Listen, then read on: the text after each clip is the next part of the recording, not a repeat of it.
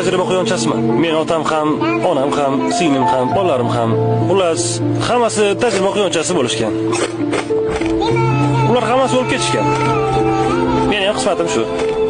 Biz shu uchun dunyoga kelganmiz. Quyonlar uchun bu sharafli ish.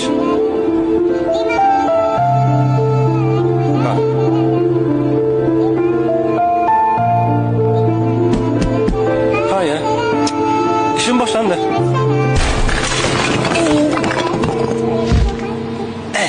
Juda ham qo'rqinchli. Lekin men shunchaki ishimni qilyapman. Hoy, Ralf.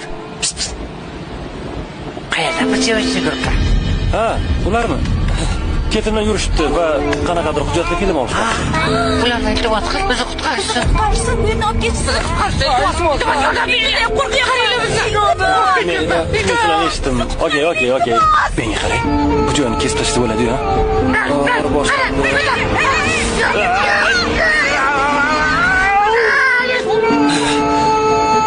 Nima demoqchi edim? Sizlarga murojaatim hayvonlarga yoqqa qarasangiz. To'g'ri turib. Ha, uzr. Men to'g'ri turdimmi?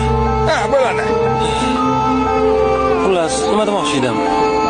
Sizlarga murojaatim hayvonlarga tajriba qilib ishlab chiqaradigan kosmetika, ko'zlarga suriladigan shampunlar, quyoshga qarshi kremlar, umuman barchasi vannangizda turgan hamma kremlar, kosmetikalar. Sizlar bo'lmaganingizda men ochig'i ishsiz qolgan bo'lardim. Qayerdadir o'rmonda. Oddiy quyondek.